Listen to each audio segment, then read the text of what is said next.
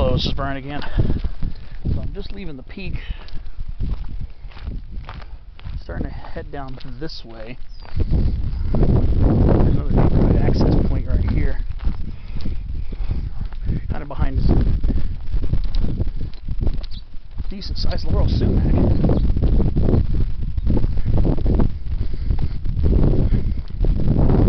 Very nice little laurel sumac here. You can tell it's been suffered fire damage.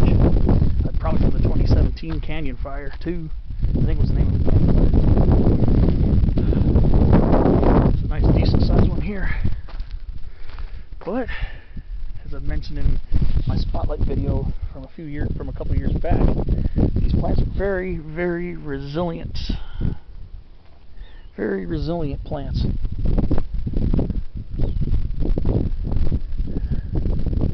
More resilient than we even give them, a lot of people even give them credit for. Because despite the cold intolerance of the fleshy tissues of this plant, it will resprout after cold. Laurel sumac can resprout after frost and freeze. It's just the top tissues will die back, but the roots are very, very tenacious. So, it's a very nice specimen right here. Right above this little neighborhood access. A nice laurel sumac. So there we are, Weir Canyon Trail again. This is the other side of it.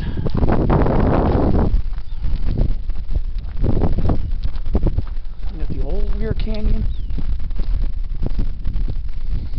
Very interesting.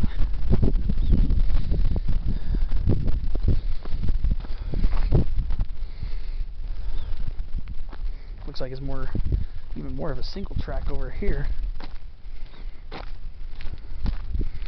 Looks like everything loops back together. There's a huge prickly pear patch over there to the left of that water tank. One thing you'll know about this park, it's very much geared towards mountain bikers. Mountain bikers love this area, love this park. A lot of times they'll outnumber the hikers by quite a margin. So yeah, that's that in peak.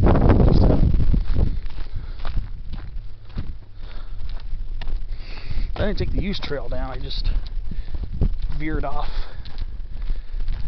and connected up with this trail here. There's a use trail right here actually. It would come out right here, but I wanted to see if there was anything on this side here worth checking out. Use trail again. This will lead you right over towards where that transmitter or beacon, whatever that is, and then to that really shallow saddle, and then to Springs Benchmark. So again, follow this trail down there and going up there, right there. As the trail goes around, the use trail just branches off to a hard left. And that's how I ended up getting up to the top. I actually went a little bit longer of a distance by using that trail down there as opposed to this one. But as you know, it's all good because it gave me a little extra adventure. Nothing wrong with making a hike longer than it needs to be just because you want to do it. I mean, I remember the trail split off early on in the hike. Yeah,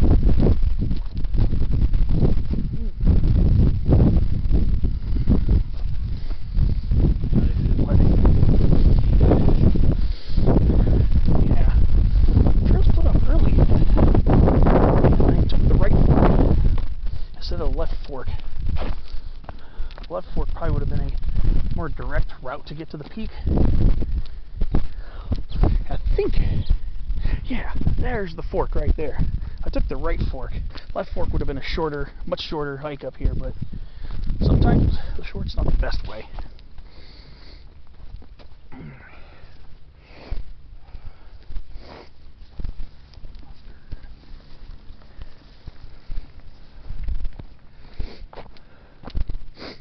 Yeah, the shortest way is not always the best way.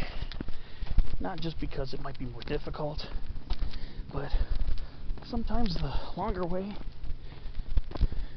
is cooler. It's neater. Maybe the longer way is harder.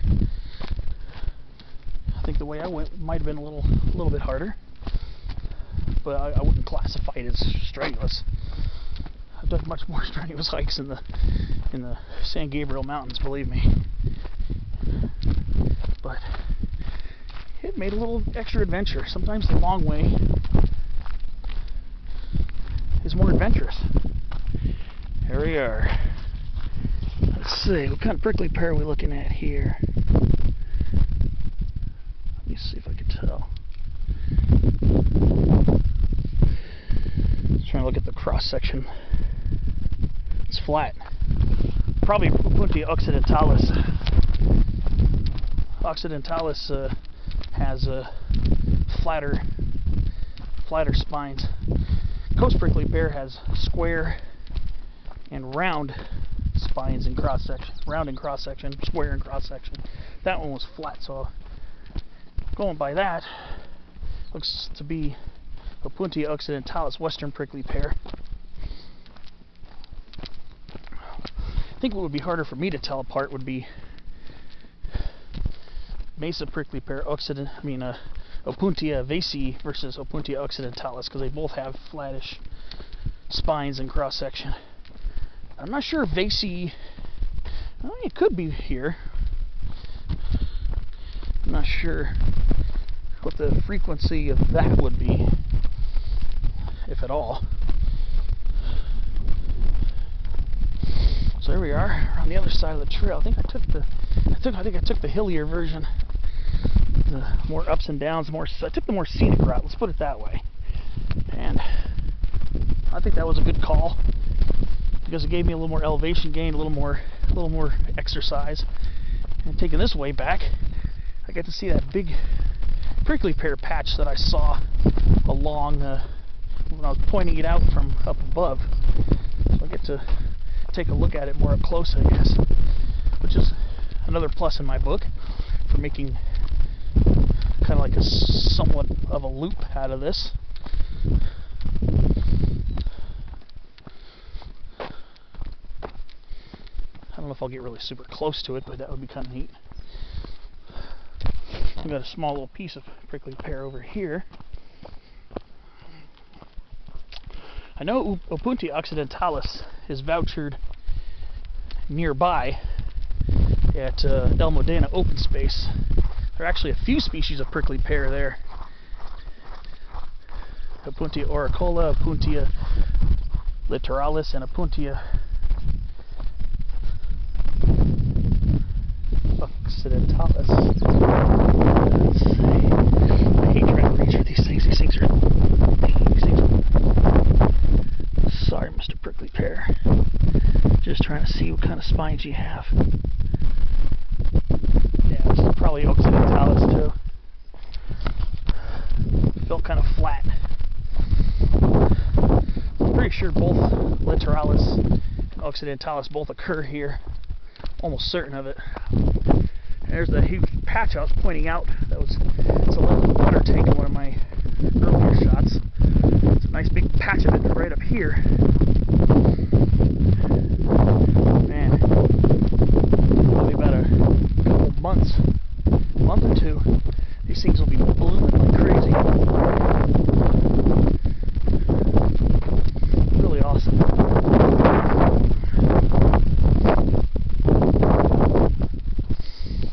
I can tell a lot of this area has been disturbed by fires, mechanical soil disturbance. That's why we've got a lot of ruderal vegetation here, like Brassica nigra, mustards.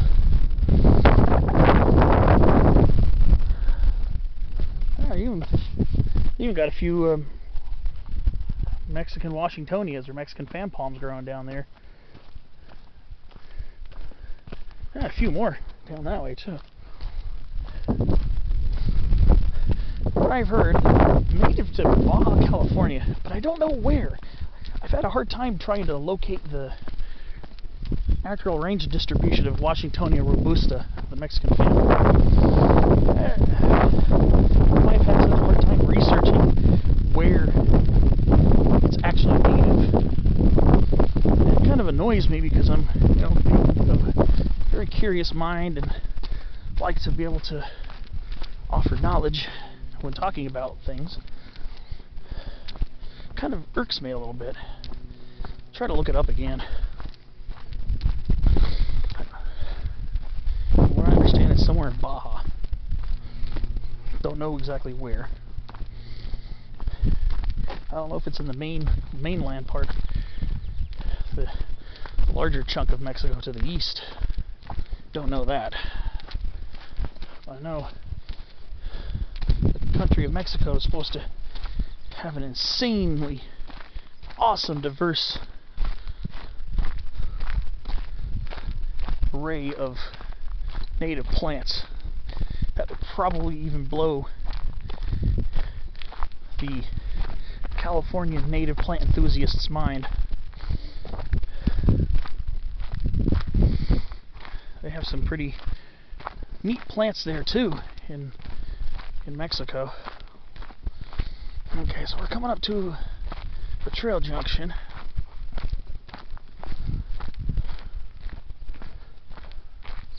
See, that's where I went up. You see those little mini switchbacks over there. That's where I came up earlier. I was on that side. We've got another trail junction here. I want to assume that this probably leads to a neighborhood area.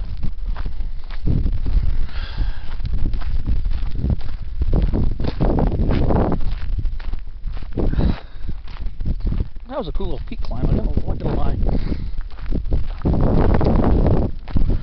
I say that about every peak or hill or mountain I hike up. Because I feel it's true. No matter the elevation, prominence, I just have a reverence for peaks. A few poppies around here too. I'm gonna have to stop off over here somewhere. Yeah, we've got some California poppies over here, which isn't really that surprising. They're native over here too.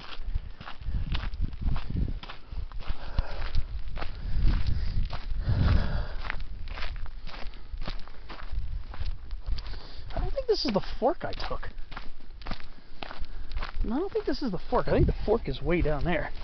Yeah, I'm on part of the trail I haven't been on before today. But yeah. Yep, that's Schultzia californica. The California poppy. And there we go, folks. There you have it. So we have Weir and Old Weir Canyon. So you can make some pretty gnarly little loops out of these hikes here. Which is one thing I always liked about the Santiago Oaks / Weir Canyon area. Is you can spend hours. You can literally spend hours hiking here and cover many, many miles just by taking trail offshoots, little mini loops, use trails that aren't cordoned off, of course. Those ones they're cordoned off, and you leave them alone. That one wasn't, so to me it's fair game.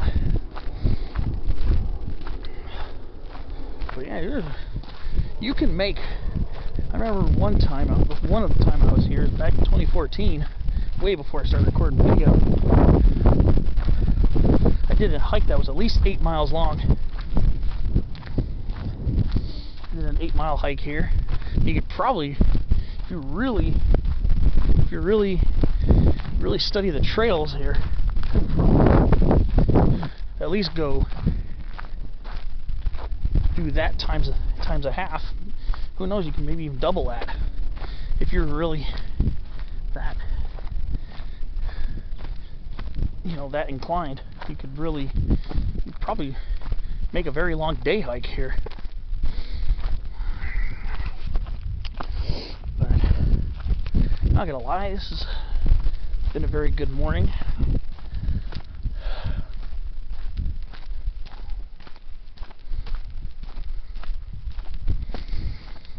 Pretty nice day in the Peralta Hills. I guess this is part of the Peralta Hills, I'm guessing. I know the hills over by the main park area of Santiago Oaks, those are called the Peralta Hills, and these seem to connect to them, obviously. And one day I'm going to have to see if I can sign up for a hike down there in the Weir Canyon Nature Preserve, because that's where you're going to be hiking under oaks and sycamores, willows, because there's a dry stream bed down there. Birds are in good mood, are in good spirits this morning. But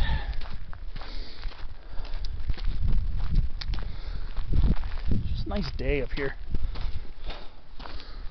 Next week's gonna be pretty warm, but hopefully I'll be in some mountains. I know there's another fire in Holy Jim Canyon in the Santa Ana Mountains. Again, there's another fire. It started off, I think it was Wednesday or Thursday. There was a wildfire that started off in the Santa Ana Mountains. I believe it was due to the United States Marine Corps busting off explosives, detonating explosives in Holy Jim Canyon. I don't know why they would do such a thing, especially in the middle of Cleveland National Forest. I thought that's what Camp Pendleton was for, but I believe this is where I veered off. Yeah, I'm almost back in my car, parked right down there, just a little off that way. So I'm just going to ramble just a little bit more. Yeah, so I'm closing out the loop right here. See, this is where I came from. The street down there. I walked up here, and I went this way instead of this way. This would have been a really short walk up to the peak, but again, sometimes for the sake of adventure, sometimes taking the shortest way is not always the best. It was a much easier walk going the way back. Much easier walk because it wasn't all ups and downs. But A, got a little exercise, a little extra exercise. B, got a little extra adventure out of it. I'm not quite ready to go back. Might stop off at El Modena before I head home. This isn't going to be a long, drawn-out day anyways, but it was just kind of nice to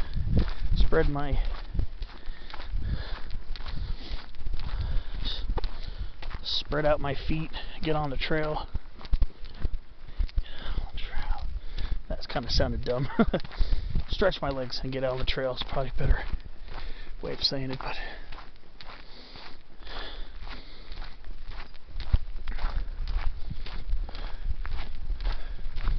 it'd be good to get into a Spotlight on Plants video today.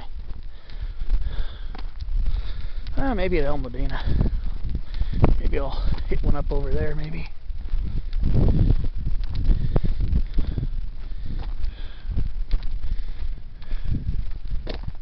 You can hear acorn woodpeckers down in there. Lots of sycamores. You can see the bottom of that canyon. Just about all coast live oak woodland down there.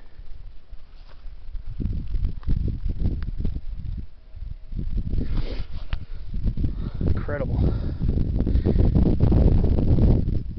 And then of course you got lots of coast live oaks down there.